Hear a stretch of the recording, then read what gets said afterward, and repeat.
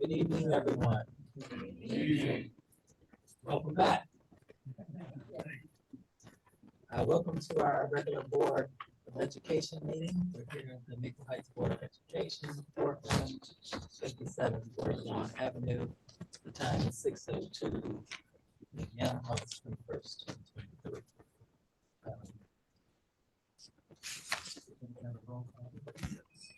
Ms. Granger, Mrs. Moore. Here. Mr. Ritchie. Here. Mr. Garth. Here. Mr. Blackwell. Here. Can we all rise for the Pledge of Allegiance, please? Allegiance to the flag of the United States of America and to the republic for which it stands, one nation, under God, indivisible, with liberty And justice for all. Thank you.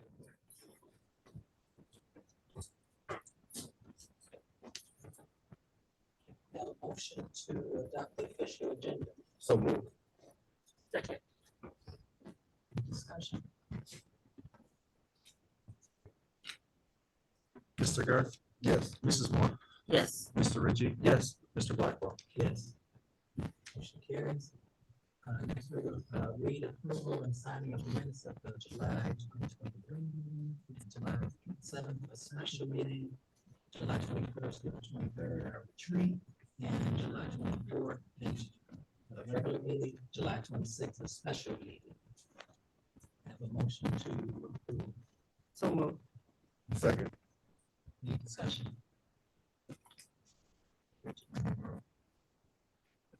Mrs. Moore. Yes. Mr. Garth. Yes. Mr. Ritchie. Yes. Mr. Blackwell. Yes. So now we have a report from Mr. Pritchett. Thank you, Mr. President, board members, Dr. Keenan. First, I would like to bring attention to the monthly financial reports in front of you. So this.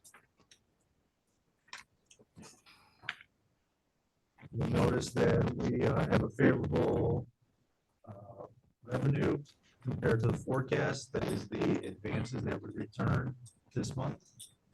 The advances are, we have to advance money out for the funds to make sure they at least equal zero and they're not a negative balance. And then at the end of the year, we return that money to the general fund.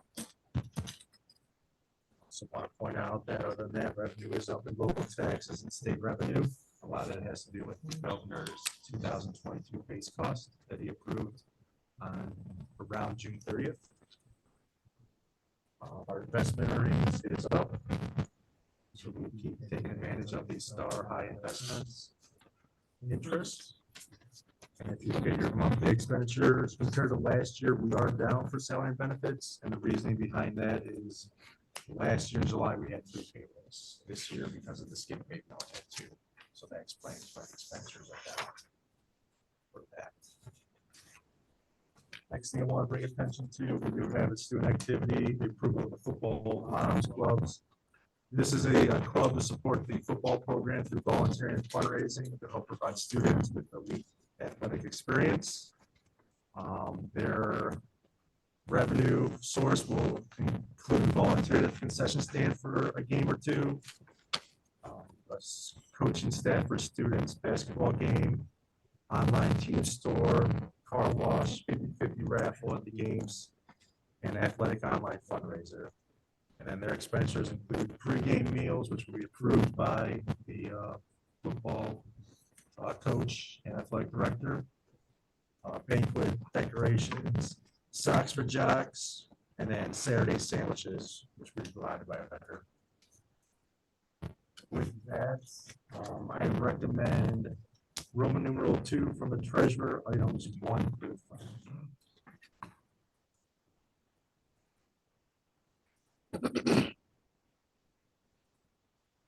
It's, that's to approve. 1, 2, 1, 5. I have a question. I'm sorry. Before we go to approval.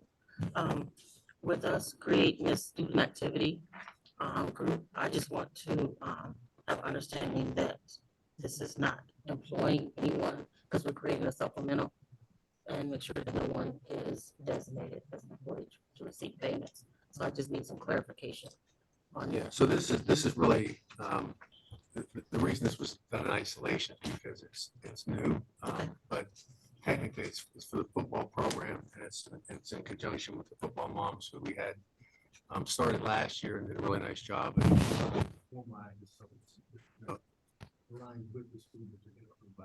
So there's no additional position. It's just, the football program and the things that we'll do to support our students. Okay, all right. We are providing food to all. Right now, all the away games we do provide food. For all teams, or For all teams, not just. okay. I just want to make sure we still doing that. Okay. Is this kind of like takes over for the booster program, or are they the booster? So there's a little bit different between boosters organization and a student activity proposal. A boosters organization has to have its own 501c3. It's a real formal process. It takes a lot longer to get approved, and it would also have to be approved by the board that the activities are in conjunction with what you want. This was a quicker way to get some continuity with what our moms want and tying it into the school. So it's not a formal boosters organization. It's just a football activity for our students that the moms will be assisting the head coach with providing.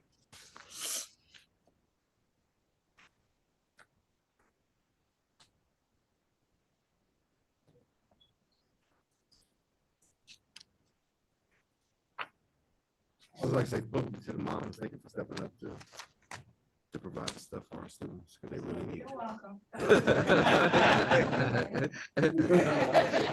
It's really difficult to do the guys in the back here. Oh, well, thank you all for stepping up to help the football team in this. Okay. Motion to approve. So move. Discussion. Mr. Garrett, Yes. Mrs. Moore, Yes, Ms. Granger, Yes. Mr. Ritchie, Yes. Mr. Blackwell. Yes. I will have a report from the superintendent. Thank you, Mr. President, members of the board, Mr. Friedrich. For my report for this evening, I'm going to start with some information. I know I have one is our 23-24 building level goals, but I'd like to start by just saying I want to thank our staff, our administrators for the recommendations they made last year for adjusting how we started the school year. I know we had conversations with the board, but allowing a sixth grade day, a ninth grade day, and a kindergarten day for our kids to get adjusted, it made a huge difference. We got some amazing feedback from our staff, from parents talking about how it was nice that our kids were able to make an adjustment period in new buildings. And so I just want to thank you as a board for allowing us to do that. It turned out to be just a really positive experience for our students, and I hope that we continue to do it in the future. And I thank the administrators for all the work they did in making sure it was a success for that starting day. And today was the first day with all students. And again, it really went smoothly and just a really good experience. So thank you guys for all the work that you did and appreciate your support. On my report for the superintendent under information, we're starting with building level goals. As you know, we typically start with district level goals at this time of the year. Our board has asked that we take a look at the work through John Tanner, which really emphasizes how do we get to a grassroots, what do our families and parents want. Doesn't take away from our accountability to the state report card, but really emphasizes what do parents in our community want for our kids and making us accountable for that. And by doing that, we try to start with the parents first and then work our way up to the buildings, to the district. So this year, we're going to do things a little differently as requested by the board. Instead of having district level goals, we're going to talk about building level goals. And each building has a set of clear expectations around 3 areas, which you'll hear. But each building is a little bit different based on the feedback from their families and based on the feedback from the building level staff. So at this time, I'm going to turn over to Principal Lena Pams, who's been in the district for a long time, and she's going to take the lead in presenting this to you guys this evening. And you'll hear from each one of the buildings and have a chance to ask questions following. All right, good evening. Mr. President, Mr. Vice President, board members, Superintendent Keenan, and Treasurer Friedrich. Like Dr. Keenan just said, I am Dr. Zelina Pams. I'm the principal of the Education and Career Advancement Center. And I am pleased to stand before you with my colleagues to share our 2024 school year goals. Dr. Keenan already explained. This is work that we began last year with our GLT with John Tanner on the accountability mindset. This is a little different for us, like you mentioned. The accountability mindset allows us to build an accountability system that builds trust with our stakeholders, still focusing on continuous improvement. So, like I said, this is a paradigm shift for us because we did go out and ask our parents, what are your hopes and dreams or benefits for our children, which is resulting in us being student focused and less system focused. So this spring, we began with our stakeholders asking that question. We had our hopes and dreams tour. I forgot I have to switch the slides. Let me go back. Our agenda, I'm ready to go, full steam ahead. Our agenda tonight, I'm just gonna give you a little bit overview of our hopes and dream work. And then my colleagues are gonna come up and share our building goals. And then if there's any questions, we will take those at the end of our presentation. All right. So once again, I was just talking about our hopes and dreams tour, where we went out into our building, our parent forum, along with the library, to talk to our stakeholders to find out what are the hopes and dreams that they want for our children here in the High City School District. There are 3 pillars that our goals are our current building, our current district goals, which is academics, DEI, and communication and family engagement, that are aligned with 3 of the pillars from John Tanner's work. And those 3 pillars are student learning, community connections, and student well-being.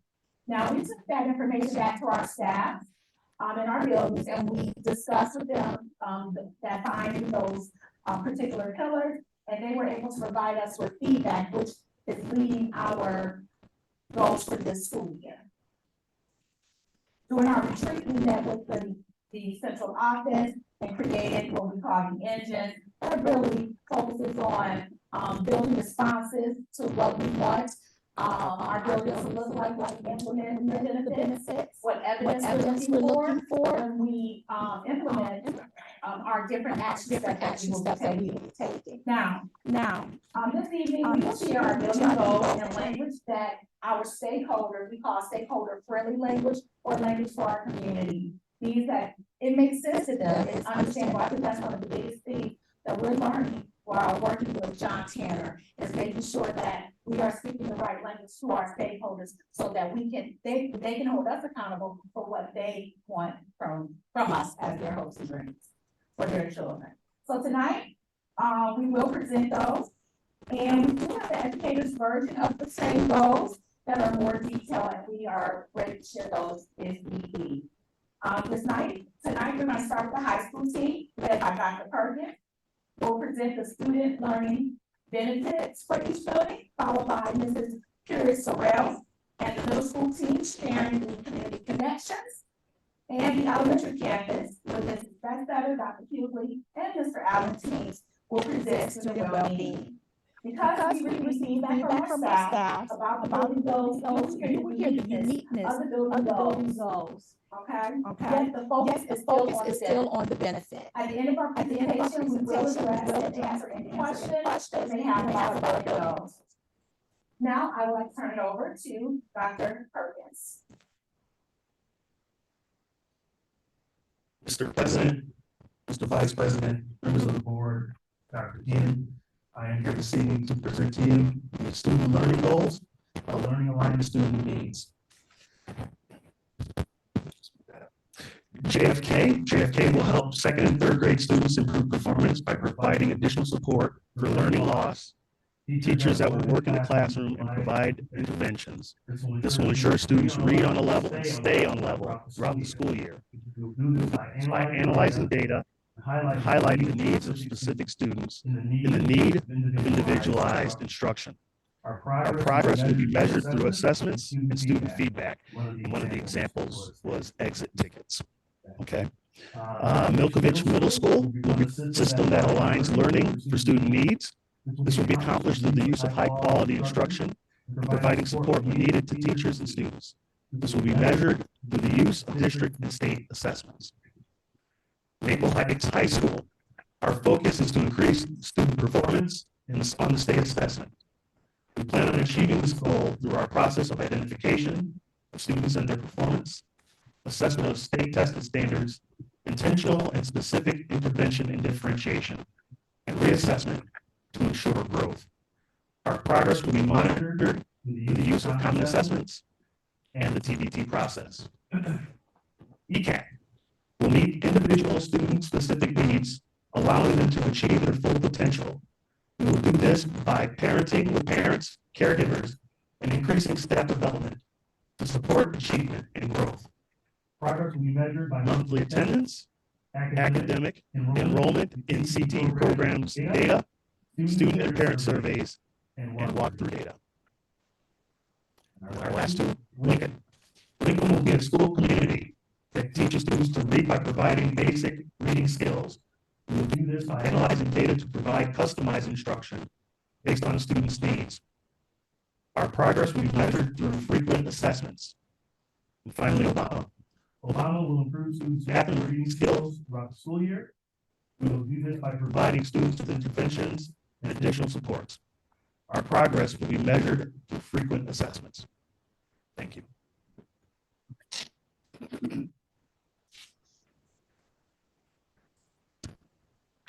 Good afternoon. Protocol, which has already been established. Thank you for this opportunity this afternoon or this evening to present to you the community connections. My name is Vicki Pruitt-Strauss, and I am the principal for Milkovich Middle School. So our community connections, our parents as partners. As you read through this, one thing that you will see, there's two things that are flowing through it. One is that all of our schools will be welcoming systems, as well as using this as an opportunity to collaborate and to partner with our parents. Lincoln will be a school community that welcomes families in a way that increases family engagement and communication. We will do this by providing a family voice through our parent advisory group, which will assist with event planning, and by staff providing consistent, timely communications. Our progress will be measured through parent advisory group, event sign-in sheets, and surveys and interviews. JFK will create a parent advisory group to forge a partnership with our parents. We will do this by developing a consistent communication schedule, teacher-to-teacher communications, and a student voice. Our progress will be measured by parent caregiver surveys, attendance data collected by events, and quarterly accountability meetings with parents, caregivers, and stakeholders. Obama will be a school community that provides an atmosphere that welcomes families and increases family engagement and communication. We will create a parent advisory group that will assist with volunteering and committee work, which gives families a voice. Our progress will be measured through event sign-in sheets, as well as surveys and interviews. Milkovich Middle School will become a system that values parents as partners for their students' education. Milkovich Middle School will use a parent advisory group to better engage families in the district, and this goal will be measured through the use of parent surveys. The Maple Heights High School Parent Advisory Group will be a consulting committee and an action group whose purpose is to advise and advocate for the community, to the school, and the school to the community. The committee will advise the school's administration on community hopes and dreams, as well as being active participants in school activities. This will be a partnership built on respect and engagement through the high school and its parents. ECAC will become a system that welcomes parents and develop stronger partnerships with parents and caregivers. We will do this by fostering effective, timely communication with student progress, upcoming events and opportunities for parental involvement in newsletters, social media, and website. Progress will be measured by parent pre- and post surveys, event sign-in sheets, attendance, academic and behavior data, and communication logs. Also, we are looking at students who are our engaged citizens. Obama students will participate in social and academic activities, and we will utilize our student ambassadors to lead engagement activities and to create a parent advisory group. We will measure success by students, parents, and staff feedback and participation. Maple Heights High School students will learn the skills necessary to express their thoughts, ideas, and opinions clearly, effectively, and in a respectful manner. We will incorporate this into 2 models of excellence: advocate and communicate.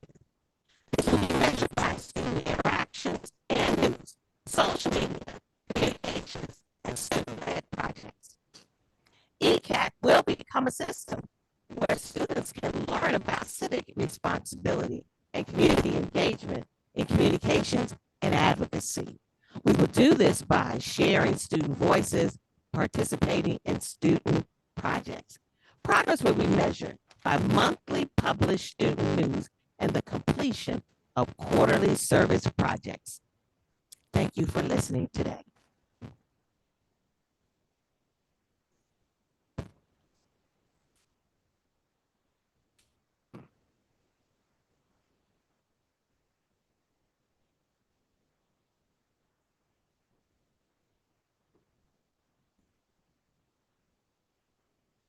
We have a whole posse of us. I got a whole team behind you.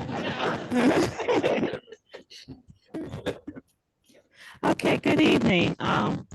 Welcome, school board, superintendent, treasurer. I'm Dawn Bestetter. I'm the principal at Abraham Lincoln School. And we're going to speak tonight on the social and emotional well-being of our students. Our goal at Lincoln will be a school community that supports the whole child, nurturing social, emotional well-being, and student-teacher relationships. We will do this through PBIS connections with families, social skills groups, social emotional learning, and behavior team planning. Our progress will be measured through behavior data, student and staff interviews, and feedback from our caregivers. Good evening. I am Amaya Allen, principal at JFK Elementary School. And at JFK, we will be a school community that supports the whole child, nurturing social emotional well-being and student-teacher relationships by analyzing academic, behavioral, and attendance data. Teachers will engage students in classroom discussions focused on creating an environment conducive to learning and relationship building. Our progress will be measured through behavior data, student and staff interviews, and feedback from our students. Thank you. Good day, everybody. Milkbridge Middle School will become a school that supports the whole student, including social and emotional health and growth. Milkovich Middle School will design and implement lessons that will be taught during intervention periods that meet the SEL needs identified by our students.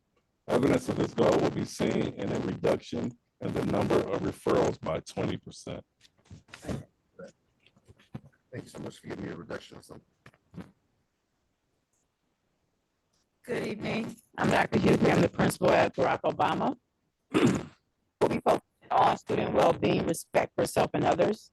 Obama students will respect themselves and others and property by participating in restorative practice circles, engaging in social emotional learning activities, and creating a collaborative definition of respect. Successful attainment of this goal will be a decrease in office referrals and feedback from students and staff. Good evening. Maple Heights High School students and staff will learn, model, and demonstrate the ability to show respect for themselves and others by ensuring the learning community is familiar with the pride, prepared, respectful, invested, determined, engaged. This will be measured through the use of the Pride Shout-Out, student referrals, student attendance, and surveys to students, parents, and staff to monitor the culture and climate of the high school building. Good evening. ETAC will provide a safe and supportive learning environment where all students feel valued and respected. We will do this by communicating consistently and reinforcing pride through various channels such as classroom discussions, assemblies, and school policies. Progress will be measured by monthly attendance, academics, and behavioral data. So at this time, if there are any questions, we are available to answer them for you. Yes, Mr. Excuse my ignorance. Who's John Tanner? John Tanner is the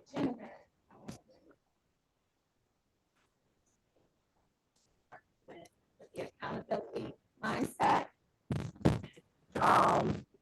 His work, we're meeting with him monthly as a GLT, and we're working together to make sure that we're learning how to be more accountable based on our stakeholder feedback. I have a question. You said doing your hopes and dreams. I guess what did you hear from them? Like what were they saying? What was the most jarring thing that you heard come from the stakeholders when you were talking to them? I can speak to what I heard during my particular meeting. And one thing was what we talked about today was the student well-being piece and student learning, making sure our students are familiar with like the basics, and that's different for each grade level. The basics looks different for each grade level. Also with our student well-being piece, making sure they're respectful to one another. So those were some of the top ones in regards to. Were you part of the stakeholder meetings too? Or were you a part of the stakeholder meetings too? So actually, all the principals attended, the ones that were for their grade level. We had 8 different stakeholder meetings in the spring. And it was the theme over and over again. It was identical to what Zelena said. A lot of it was about just caring for our kids, their social, emotional well-being, also their safety. Academics was always brought up as a key point. And those are probably the biggest things that people were concerned about. Okay.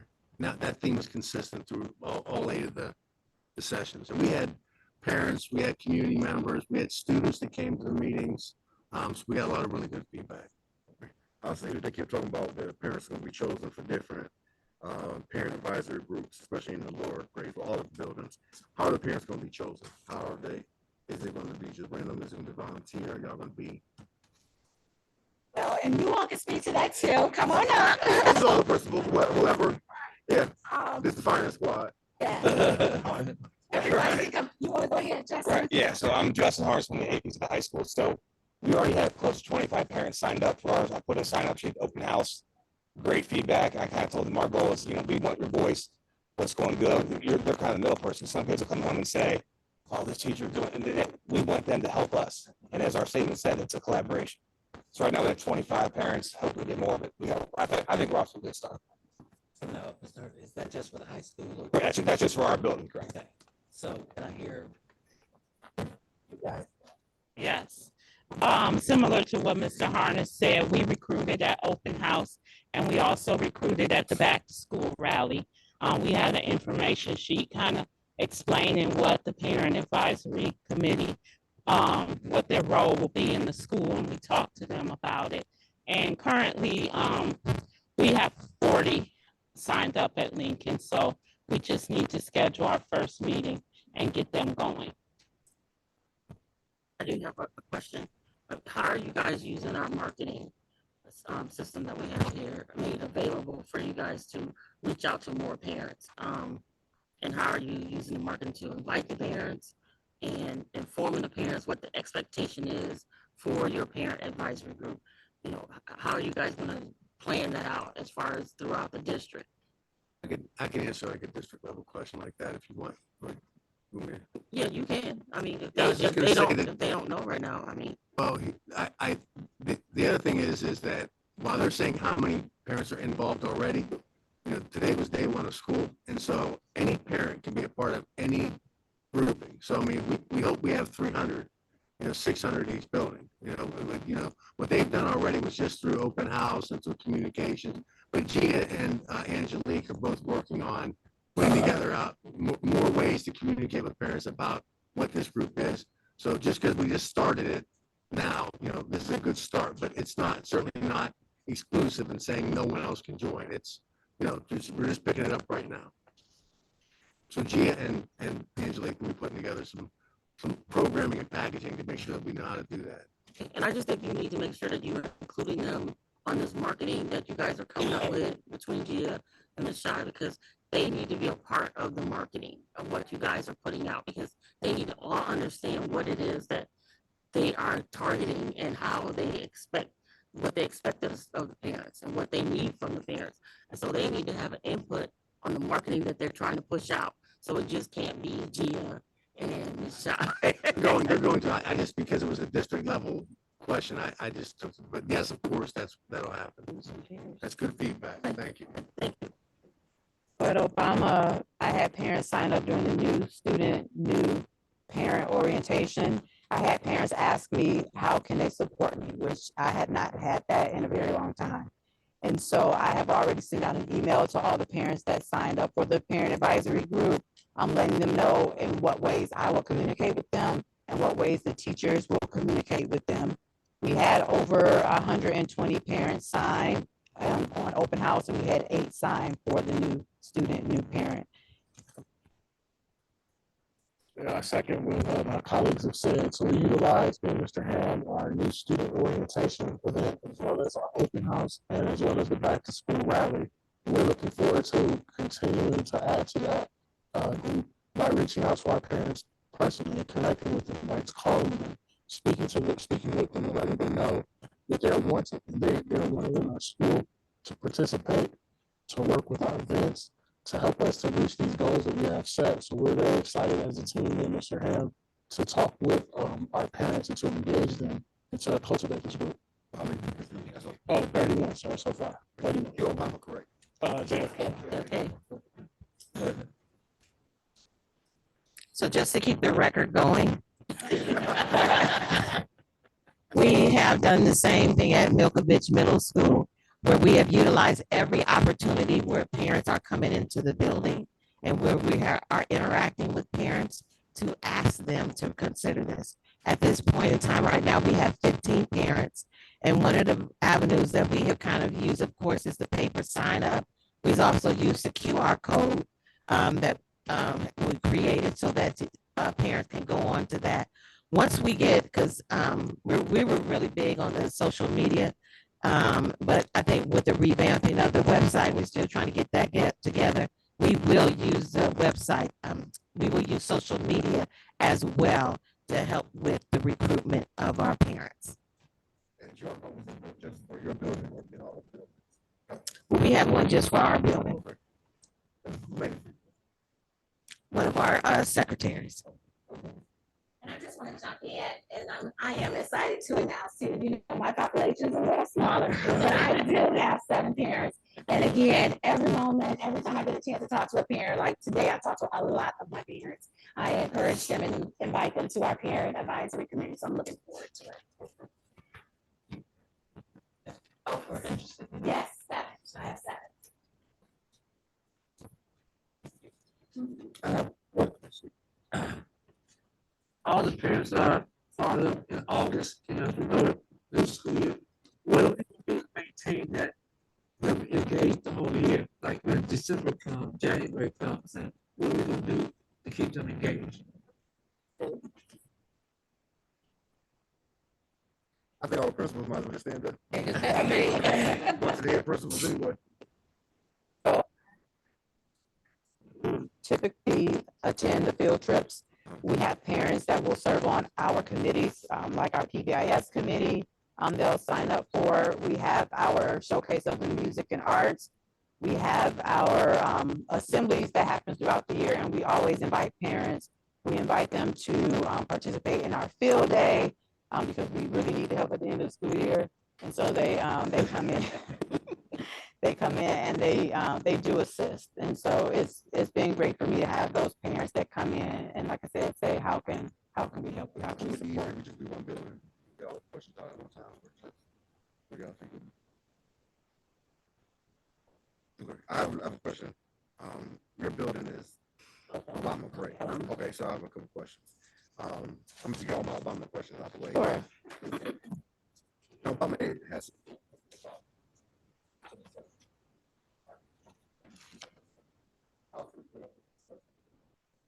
And when I see this,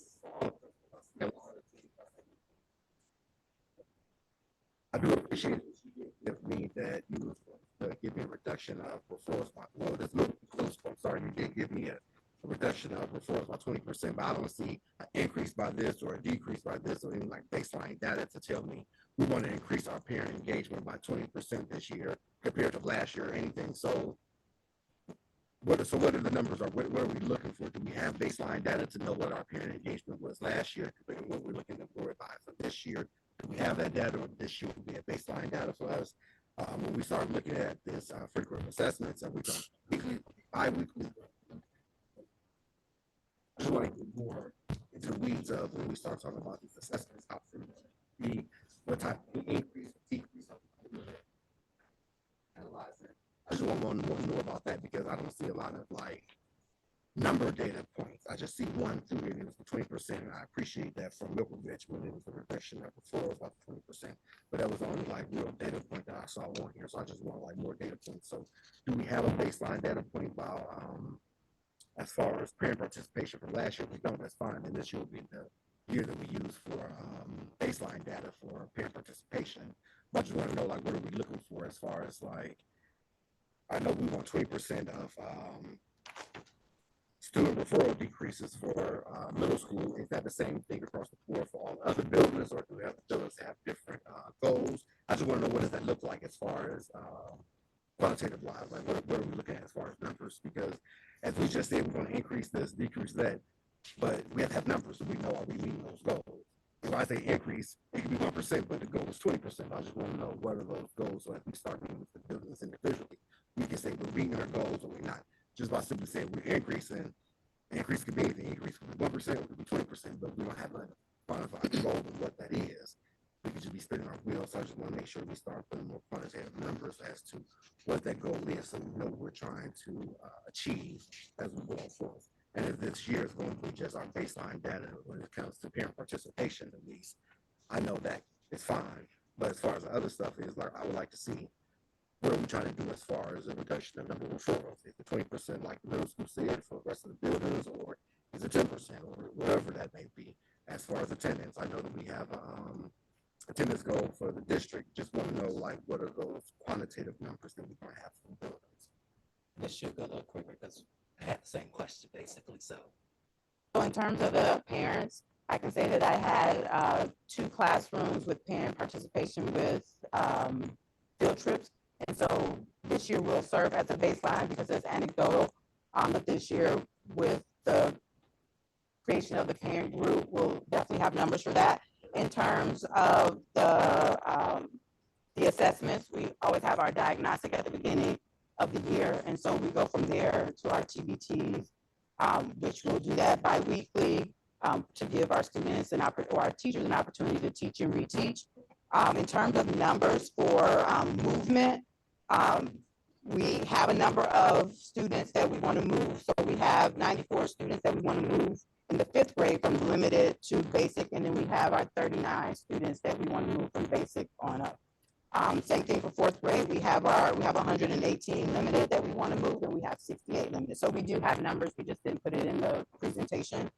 The other things that we're going to do in terms of intervention, we have our Title I and we have our learning loss. And so this year we have 1 title and 1 learning loss for 4th grade and 5th grade. So we have an ELA and a math for both grade levels, which will definitely help. We have our reading specialist, which will take those 3rd grade students that did not pass the 3rd grade reading guarantee, intervene with them, and once they pass that test, we'll send them over to the Title I, who will continue to work with them, and then they'll continue to have like a double dose of reading. In terms of our lower kids, we do have 2 intervention specialists that will use Wilson reading, so that's one of our lower reading programs. Last year I had a few students that could not read as a 4th grader at all. At the end of the school year, they came into my office and they read a book to me. And that was through Wilson training, the Wilson reading. And so we're going to continue with that. What else? just two big things. So what key changes are you making from last year to this year? We have a reading specialist. That's one. We have a full staff. And so that includes, that's huge. So that includes the learning loss. So I have learning loss 4th grade math and learning loss 5th grade math. Title I, 4th grade ELA, Title I, 5th grade ELA. So that's one of the changes. We have also included circles in our schedule. We changed the schedule so the students have recess, but they don't have an extra recess. So that's more instructional time. Our circles are not just restorative, but they're content related and they're connection related. So it gives the students an opportunity to get to know each other, to know that there are a lot of similarities. We have a lot of new staff, so that's a change. And they're younger, so they're a little more energized. So that's a good thing. So I have one other thing from you is what is it that you make as a principal that you feel you need from the board so that you can be successful in this upcoming school year and the kids can be successful? And I'm going to ask all the principals that, so that's going to be the question from me is what is it that you all going to need from us as these 5 sitting board members that you all can be successful in your buildings for this upcoming school year and the kids can be successful? And this is the time for y'all to say it because it's the beginning of the school year. So Spade's going to speak now on because it's time for us to know to give you what you need. So it's something that you need from us. I can be very general and say support. But I do know that I want my students to, when they walk out of Obama and into Milkovich, I want them to know what they want to do in life, either going to school or getting a job or going to the service. So anything where we can bring someone in to talk. We just, this year we'll have Zello, which is a software program that allows students to talk about what hobbies they like, what skills they may have, and then parlay that into a career. And so I want our students to be able to do more career exploration. I also want my students to get involved in esports. And so that means that we need to do something different with our media center. I want my students to be able to take part in different STEM activities, not just in the summertime when we're getting all the ESSER funds and we're buying things, but I really need some folks to come into the building and do those type of things instead of always going outside and running around. I know that's important, but I'm also coming from middle school where they didn't have recess, right? And so those different programs, having someone that can do those things would be very beneficial. Thank you so much. You're welcome. I'll make a brief comment before the other principals respond. Say that Zelina may have mentioned that there's 2 plans. The first one is the public plan, and then the second one is the more detailed plan. So Mr. Carr's point is well taken that we need to have metrics and things that we're using. And John Scala is working with everybody. We start talking about attendance data and academic goals. There will be percentages. John Tanner's belief is that the public presentation of the goals to parents should be very basic and easy for them to understand. But there will be the opportunity for any parent to ask for the details like you're asking, and principals should be able to provide that information. I think parents will understand it's not 10%. Charlie, one more question. How are we using, implementing more tutoring programs that they have access to get our students to where we are, especially with Obama. The lower grades, because like I said, I know we have accessibility where we can be able to add more tutoring programs or more, outside, bringing more people in to assist with our teachers and our principal and administrative staff in order to help our students. So I just want to make sure that we are using those resources to make sure that is available for them, because we can't be able to do that throughout the school year. So, we're not stressing out our teachers and stressing out our staff, but our staff, being limited in some of these buildings. So I really do want you guys to be aware that, we would like that to happen. You guys have authorized to use our learning loss and title dollars to do that. And so we have now at the K1 and the 2-3 building 12 additional adults doing learning loss and title, which should be providing that tutoring support, push in and additional help. At Obama and Kennedy, I'm sorry, Obama and Milkovich now, we both have a 21st century program where we have after school tutoring in addition to the learning loss folks that you guys have allowed us to hire there. So we've taken advantage of that. So both those things put a lot of resources in both of those buildings. Thanks. We have a lot of participation in that 21st tutoring. So we just recently, I was just going to announce tonight that we just most recently got the 21st century program grant back at the middle school. So we'll be working to get that in place and established hopefully by October. We have to follow their guidelines to make sure that we've met all their spending requirements and all that kind of stuff. At Obama, we've had the 21st century program, and we had a really nice size group of kids to take advantage of it, but it could be anybody. So how many students? About roughly how many students do we have access to the program? Over 100.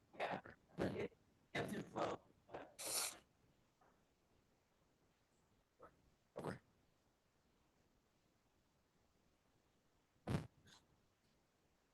So the initial question was about how we would still continue to grow the parent advisory.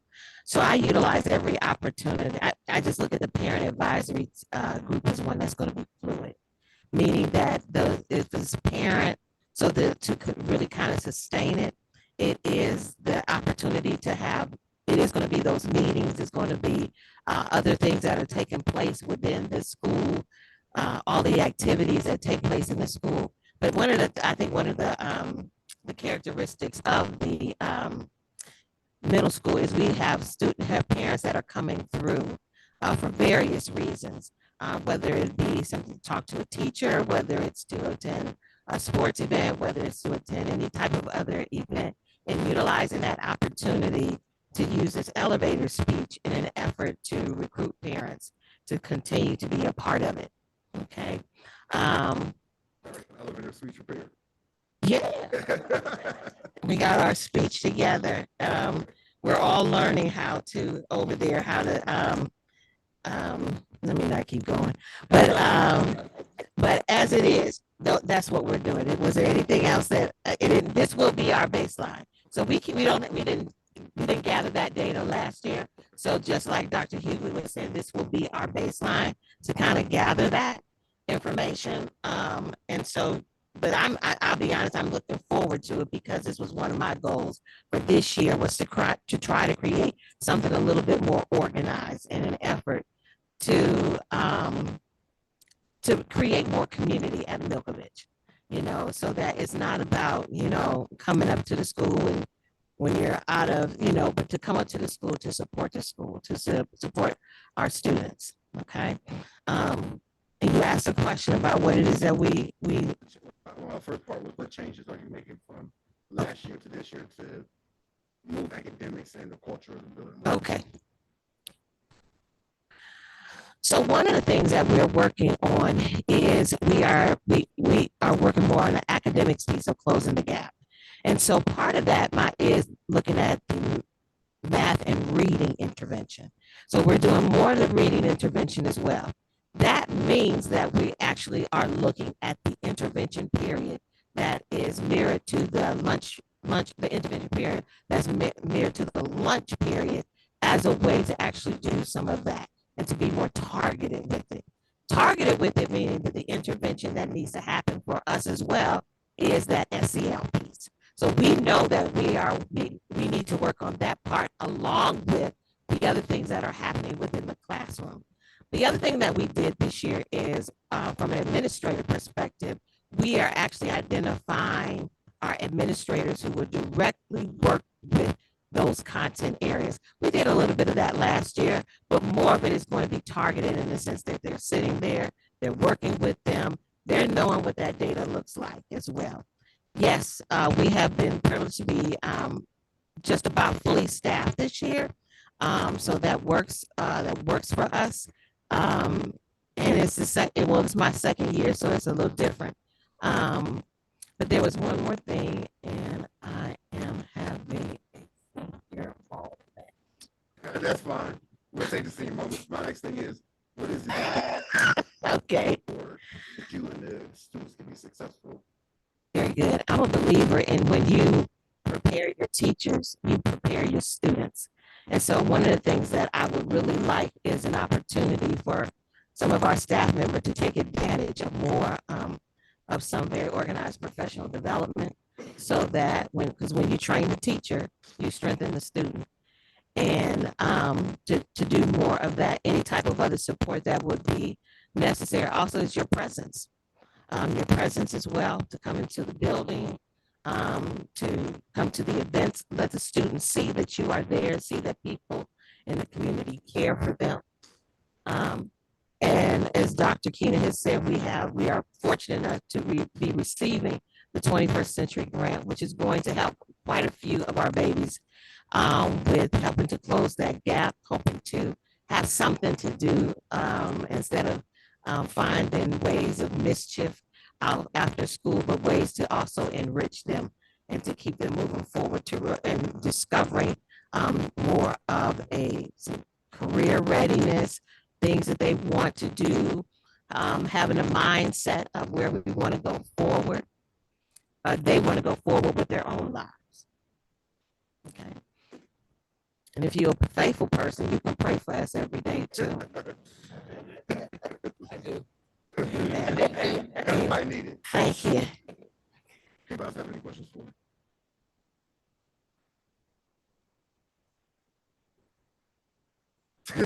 You're doing your best.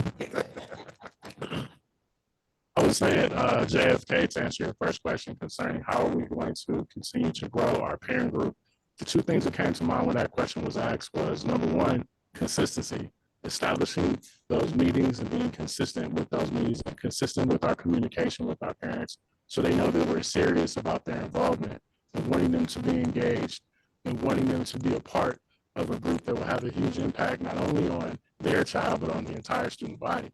The second thing that comes to mind when I think of how do you improve that is truly committing to building relationships with parents, committing to getting to know them, committing to getting to know their children, committing to building rapport. Because as you know, people like to come back to things that they feel like they're being appreciated, they feel like they're being heard, and they feel like they're being a part of something. So that's what needs to be immediately made clear to our parents, that this is not just a group we just want you to come to and be a listener. We want you to be an active participant. We want you to be someone who is a driver of what we're doing, and we want your feedback. So that alone would make a parent want to be more involved, I believe. The two things that come to mind in terms of like what's happening in our school that Mr. Garth asked, the word that came to mind was alignment. I am very excited this year that at JFK Elementary School, we're starting a reading curriculum called Magnus with our learning program, where we're using that connects directly to iReady, which is our assessment tool. So now there's a correct alignment between our classroom as well as their instruction every day and then how they're being assessed. So it's not all these different things that's coming at them. We're finally starting to streamline, find out what works, and really monitor student understanding of that. So what does that look like? That looks like our TBTs, our district central office working together, as well as with us and having meetings with them. That's something new this year. That we'll be meeting with Dr. Price, and we'll be meeting with John to talk about how our students are progressing from our TBT meetings into those meetings with myself and Mr. Ham, so we can help drive that instruction. So that alignment is key in order to increase the literacy skills so that we can get our K-3 literacy numbers up. So I'm really excited about that alignment coming from iReady and the teacher involvement in driving that. This wasn't something where we came together and made a decision as principals. This was a whole year process where teachers and administrators were going to meetings to discuss what tool do you want to use to instruct our students at our school. They are highly involved in the engagement from what I saw. I'm very excited about heading to the next school year. Oh, yeah, what is this unique from us? I'm sorry. What is unique from us to be successful this year? What I need for you guys to be successful this year is just listening to my parents. I mean, you kind of already touched on this, but the second and third grade, our parents would like to have more after-school offerings. Like, you know, they asked if they could have after-school tutoring or even some things that they can get involved in for fun, sports, or even like, technology opportunities. So that is something last year and recently that I've heard from my parents. So just after school engagement for their children when the school day is over, to allow them to learn, but also have fun. But again, it's the second, one of my other principal colleagues said, just your involvement and your partnership. Like, Mr. Blackwell, you came to all of our events last year, for our Black History program, for our dances, continue to do those things for your city. It means a lot.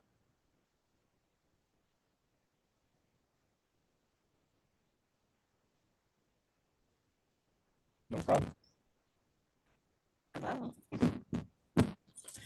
So as far as the first question, we actually did, parent involvement was a goal last year at Lincoln. And I do have a Google Doc. Last year we did send out a questionnaire to the parent, and we gave them choices of how they would like to assist. And we did track that in a Google Doc, the parents and what they said they would like to help with and how many times they participated. So I do have some baseline data. However, when you ask how is it going to look different, it was, we gave them the choices last year and we told them how we needed them to help in the school. So this year is more them having a voice and them guiding, what they feel the building needs. So it'll look different in that aspect. We did have a lot of parents who came in, they read to kids, they went on field trips, they did parties, they helped in the classroom because we gave them those choices of how can you help your child's teacher, and it was more classroom centered. Whereas this year it'll be more building centered. What do we need as a community, as a building? Okay, what else? What's going to be the big differences in your building this year compared from last year? Like, what are you going to see differently? What are you doing differently academically in your building? What are you doing differently, like for social emotional learning? You're doing differently from last year to this year to help move the building? So we did really, really well academically. And that kind of goes into what do we need, from you. Academically, the students did well. Socially and emotionally, they did not. So we asked this year, we were able to improve their reading and their foundational skills based on the data. They made huge strides, but at what expense? And so just having a better understanding of their developmental needs and being more proactive. But I guess what we need is to developmentally understand that they're little people and that they require those basic needs to be met before we can push them academically. And you have to do them both simultaneously. And we need people to do that. And, we had learning loss teachers, and they were able to push into the classroom and help those teachers not only meet their academic needs, but also, this one needs their shoe tied. This one needs, there has to be people available to help with those things also.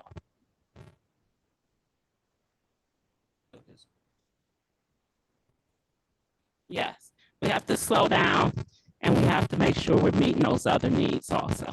It's not for little kids, it's for everybody. They have to meet both needs. Even adults.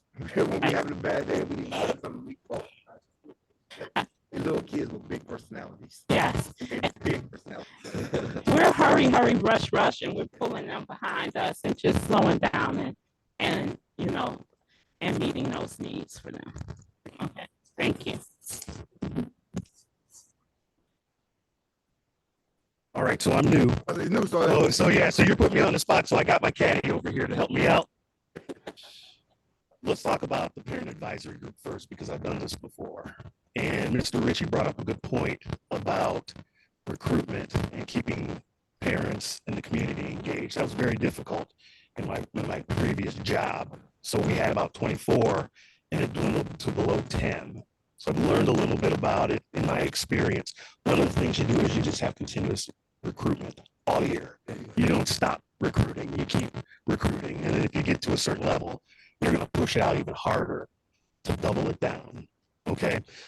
They've all brought up good points. All of my colleagues have brought up great points about what this is about. And it's about empowering our community and empowering our parents.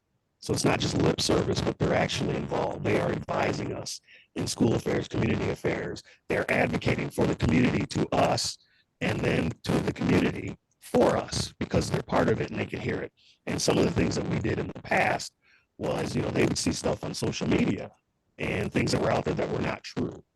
And so they would engage that and say, that's not true. either contact the administration or they would put something out to say that's not true. Here's what is the truth. Okay. So there are ways, and it is an action group. That's not lip service, and it won't be for any of our schools. And I think you've already seen it just by the support we've gotten and the interest involved. Now, obviously, we got our meeting scheduled in September, and we're going to come out guns blazing for that one. Okay, we want to make sure that we keep them there. We got them there. We want to keep them there. All right. As far as the support goes, I would say show up, show out, right? Even in the friendly confines of this building, and I don't want to take anything away from Dr. Keenan here, but maybe hold a board meeting at the high school. Okay, well then there you go. I'm sorry. I'm like I said, I'm new. So excuse me if I'm saying things that you've already done. Yeah, so not a novel idea, but yes, and then Mr. Bennett's going to get into the academic part as well. Yes, Mr. Richard. I would think being high school parents would be a little more harder to keep them getting the house of their kids. They're a little older right now. Yes, sir. But that's been a little more harder for you guys. And I like what you said, though. You got to keep recruiting. We will continue to recruit. And then Mr. Bennett's going to get in this. But I will say this: when I was being interviewed for this position, our high school team is very strong. They are tracking. And again, I've been to a lot of different places, unfortunately, but I can say that because I've seen it. So we have TBT meetings twice a week. Some school districts only do it once a month. Okay, so our staff works really hard and our administration works really hard. Yeah, so I just want to make sure that that's clear. He's going to get into some of the stuff that you would ask, Mr. Garth, and the rest of the board. Thank you. I just have one comment is that, while we were talking about, the parent advisory, it's just, once we get our parents in here, just make sure you guys are showing appreciation of our parents actually coming in, giving their time, volunteering, and make sure that you're highlighting these parents. Use the television screens that we have in the modern system, computer system, and the technology that we have to make sure that we're highlighting and showing that we appreciate all the work that they are giving us as a staff and us and the students that we have in the school district. So just make sure you don't take their time for granted and then coming into the buildings. Make sure you guys show appreciation to our parents, okay? From one parent to another, I will tell you that we will make sure that happens for sure. Yeah. Absolutely. Serious. I mean, don't just say it and then, it's like, I know you guys get really busy, but make sure you guys show appreciation. Some of the time it's the same parents, so. That's true too. And you get tired too. So, Mr. Garth, in terms of student academics at the high school, this might seem kind of simplistic, but it's our goal over here to increase the performance index from the state report card on the state tested assessments by 5 points. I do have some baseline data for you. We would like to bring the Algebra 1 PI from a 61 to a 66. And I also have geometry from a 44 to a 49. The way that we do this is through a spreadsheet. So pretty much the way that this looks is we want to know how many students that we need to change from basic to limited to proficient, so on and so forth, to meet those specific goals. Each of the administrators at the high school is in charge of one content area in terms of TV. From last year, this year, the same thing that happened last year. Same as last year. There's going to be changes from. So there's no what the changes are going to be from last year to this year. So the way that we're going to be changing in the Ohio improvement process is last year we had our TBTs. The way that those looked was if you had a unit of study, like a chapter, if you would have a mid-assessment in the middle, figure out those strengths and weaknesses, provide interventions, reassess at the end. So what we are doing this year instead is we are determining what is referred to at the high school as power standards. And we're going to solely focus on those power standards throughout the course of the entire year as they are introduced into the curriculum. And so what we will be doing is we'll be taking constant look weekly assessments as well as the post-assessments in our OIP process to ensure that students are gaining momentum in those power standard areas. And we'll be looking at that data weekly. Okay. Can I just jump in right there? Because what Matt just explained, you asked what will be different. We're at ECAC, our students are high school students, and they are, they have to take the ELCs as well. So what's different this year over at ECAC, knowing where we want to be at the end of the year, we're implementing the same type of interventions that are going on in the high school. So So my staff this year, this is new, they were involved in the PD that the teachers received over at the high school on the 17th. They're learning how to use Study Island that we have for our biology and geometry, correct? And yeah, that's a boss. So they're learning those things too, because we're responsible as well. We want to make sure that our students and also our teachers are working towards the same goal with the high school. We will continue working with our students in making sure that they are not credit deficient, but credit proficient on track. We will continue with that as well. That's one of our goals that we keep as well. So, and I would say from a school year to be successful? I would say for us, and my colleagues have said it, is the support. Please come over. I always like to invite folks over to ECAC because ECAC is a special place. It's just hidden here in Maple Heights. And I really ask you all to come over, talk to our kids, get to know what they like. I mean, they're not little people, but they're big people, they're grown folks. And just come over and just spend time and just tell them how much you're proud of them, that they're continuing not to drop out, to continue their education, that they want their degree. Another thing that's going to be different, that is going to be different this year at ECAC, we do have our Same Nations that we're piggybacking off of the high school to make sure our kids are college and career ready, either one or the other. You heard our colleague, Dr. Hughley, talk about making sure our kids know what they want to do. That's something big that we're starting this year at UCAC as well, because we do not want them, yes, we want them to graduate in May, but we want them to be able to say, I'm going to do this on May 24th, whatever day is the next day after graduation. They know what plan they have for themselves to move forward. So we're working real hard with our State Nation, our jobs, to make sure our students also are college and career ready over at ECAC. And again, the support. Thank you so much. I just have one more question. I heard the principal from Obama. I'm sorry, I don't know your name. This is my first time being here. When you said that there was I just can't get this out of my mind, that you said there was a fourth grader that didn't know how to read, and they read your book this year. But my question is, how did they get to the fourth grade without not being able to read? And it's a question. I'm not saying that but I'm just confused how that a student can go to the fourth grade and not know how to read. And that was nobody had to answer, but that's just what's registering in my mind. I just can't understand that.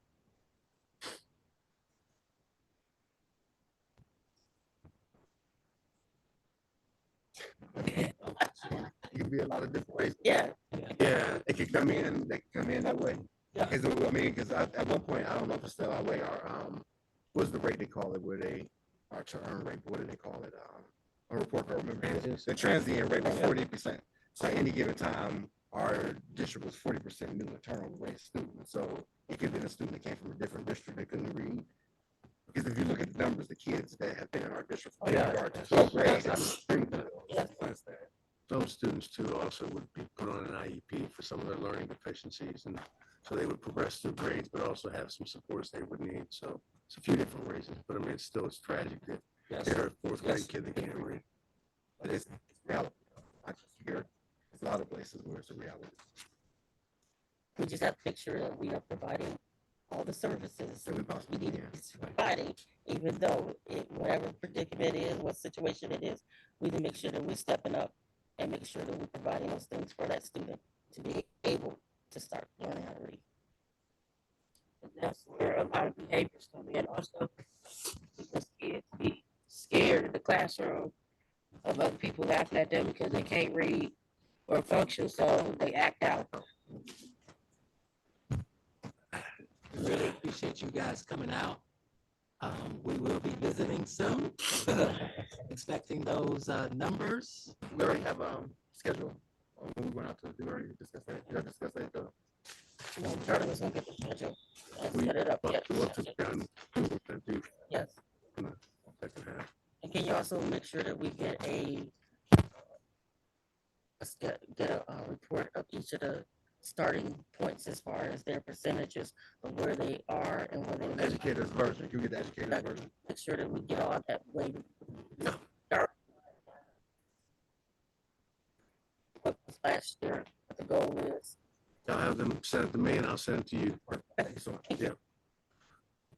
Great job, guys. And I appreciate all the time and energy you put on into not just putting the public presentations together, but also the, like was talked about here, the educator version, so we get down to the nuts and bolts and details, and I'm sure we'll see some great gains. So thank you. Next, we're going to go under information. Roman numeral 1, part 2 is policy review. And we did get a chance to finalize some of our board policies at our retreat. And so there are 11 policies that we're looking at right now. I don't know what process you want to go through, if you'd like me just to announce what they are and see if you want discussion, or is that kind of the process you'd like me to do? Okay, so I'll start with policy EDBD and EDBDR. That's our bring your own technology policy that's in place. And for those in the audience, we went through a huge changeover as a board in updating our policies. We went from a whole system to a new system. In doing so, some of these policies had to transfer over. There's some with very minimal change and some that may have had some changes in them. And there are a few that we just have to finalize and review before you adopt the whole new system. So these are 11 of the 21 that we still have to complete. We'll do 11 tonight and 10 at our next board meeting.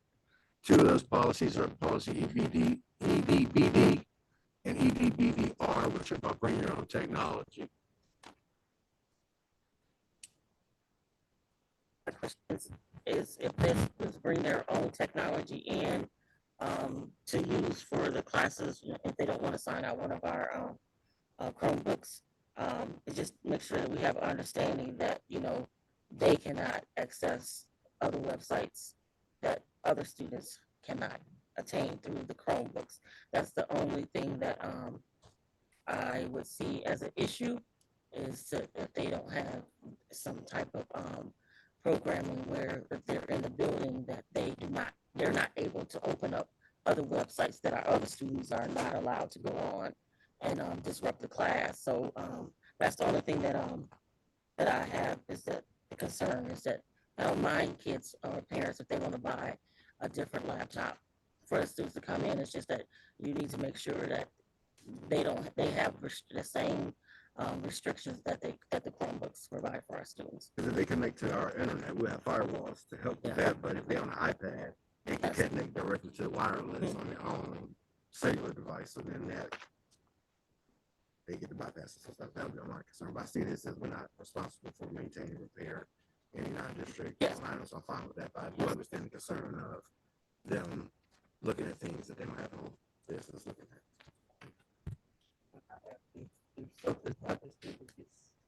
It's based on taking, who's gonna be responsible? This is right here. It says we're not responsible for it. Okay. This is what service, maintain, repair, we're not responsible for any of that.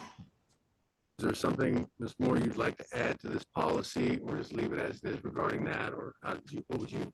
The only thing I would like, because I didn't see that in here, is how they provide the restrictions to make sure that those students have the same accessibility as our students. So we need to make sure we add that in there, and our technology department needs to make sure that they provide that when our students decide if they want to bring their own laptop, their tablets, or whatever into the district and into the classroom, because that could add disruption in the classrooms.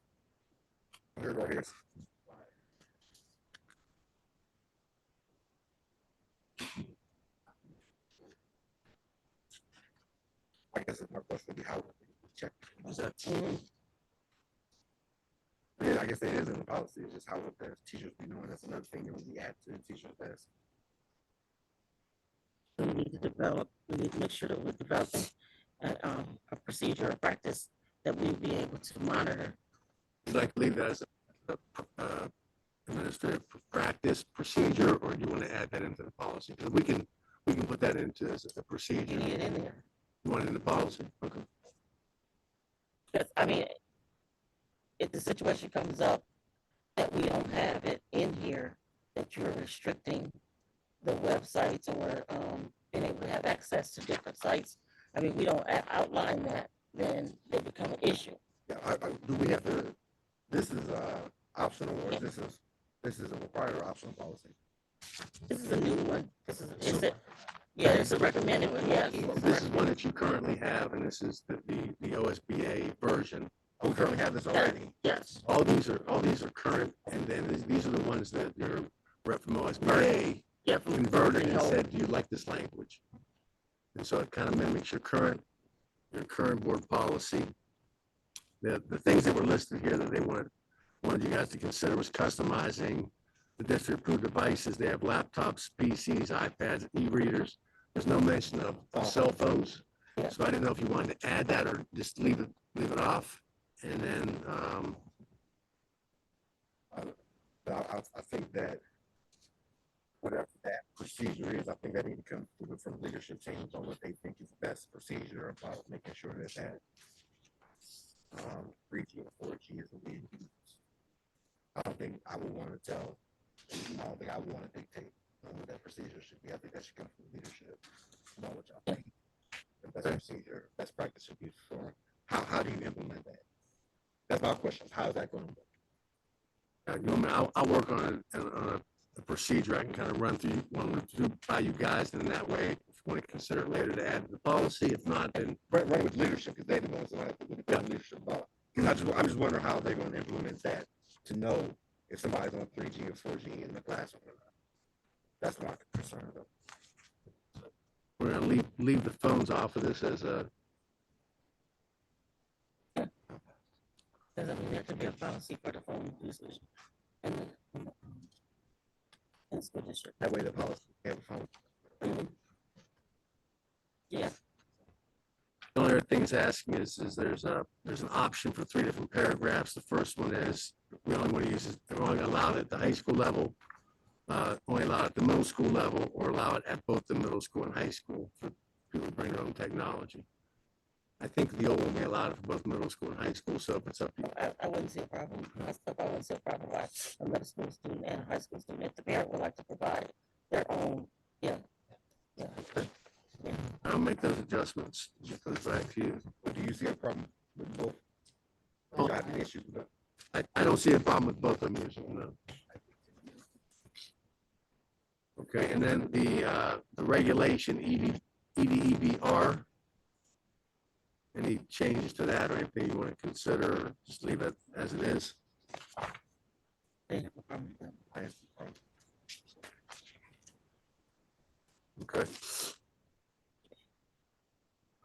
Policy, co-curricular activities, IGD, IGK. There's some permissive language at the bottom of that was added by OSP that you could add, or you could choose not to. And if you take a look at that. IGD.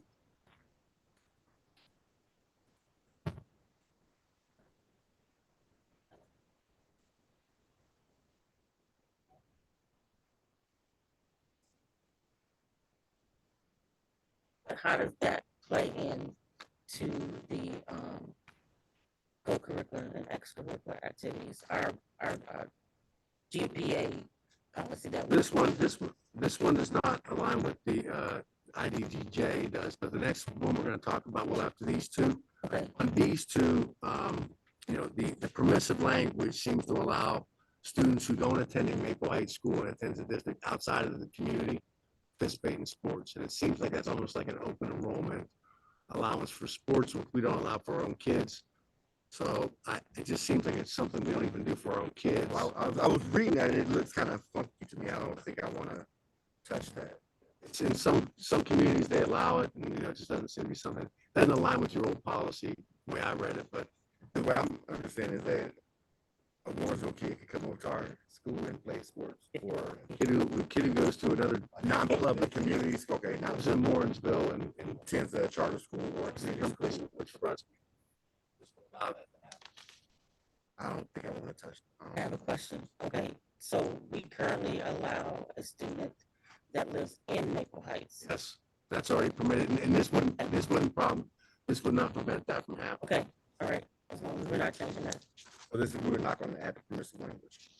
I agree. Okay, thank you. So I'll mark that off on both of those policies. The next one, and this one is more, is what you were just asking about our 2.0, and that's IGDK. This is the current OSBA policy, and it's not nearly as detailed as the one that you guys put together. So it's up to you if you want to adopt this one or stick with the one you guys use. That we stick to what we already have. Okay. Everyone good on that? Okay, great.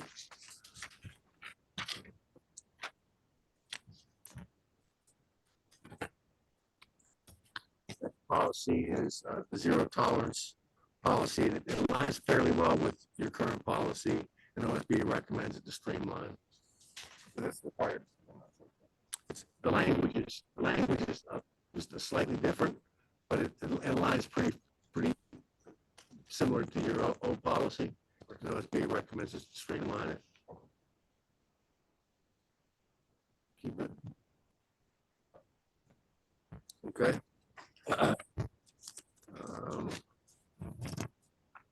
The next two is actually, it's very minimal. It's instead of, we had one policy, and this breaks that into a policy and a regulation. So just wanted you guys to be aware that, you know, we're breaking one of our old policies into, you know, policy and regulation, but the language is almost identical. So unless you guys have any hesitancy to break down the regulation, this is how OSBA does it in the manual.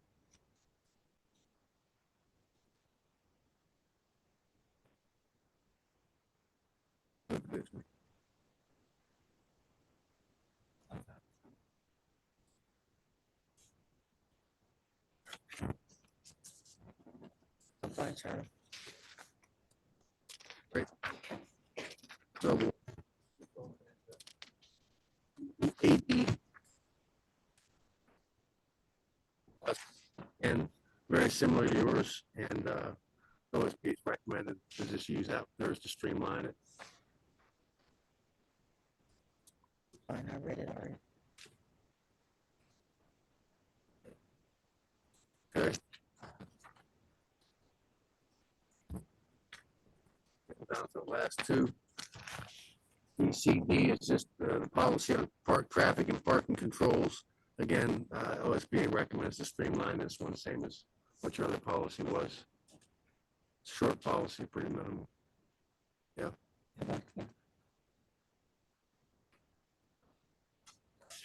AA, which is school community relations goals, again, align almost directly with your same as a required policy.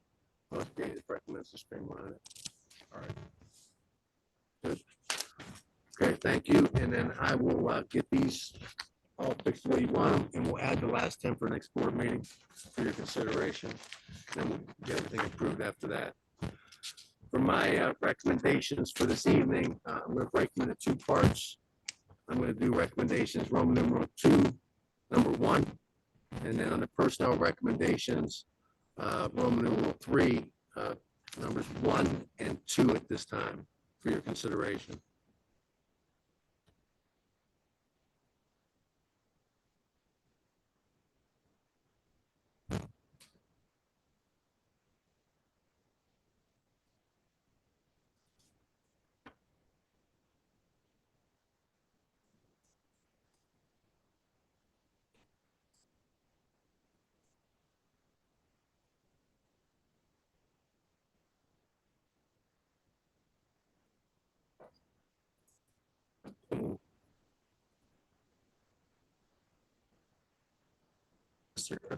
Yes, Mrs. Moore. Yes. Stranger.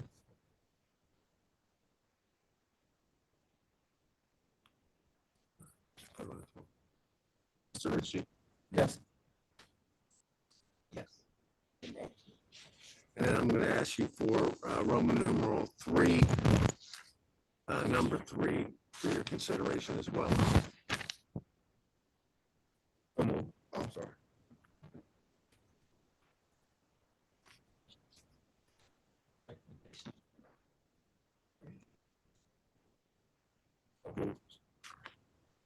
Second. Creasy? Yes. Mrs. Moore? Yes. Ms. Granger? Abstain. Mr. Ritchie? Yes. Mr. Blackwell? Yes.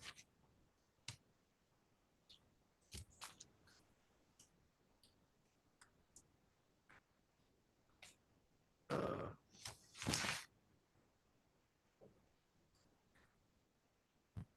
Do you need executive? Yeah. Oh, yeah. Legal. Yeah, executive participation. All right.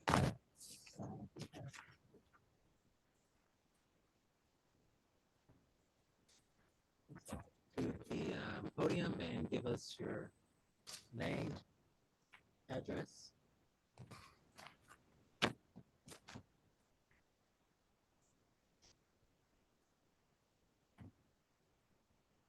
All right. If we don't have any, a motion to go into executive session.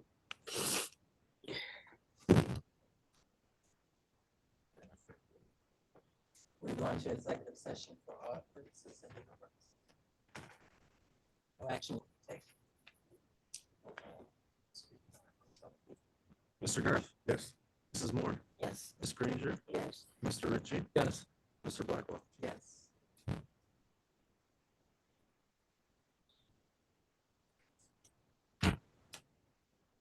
7:27. Thank you all for coming out.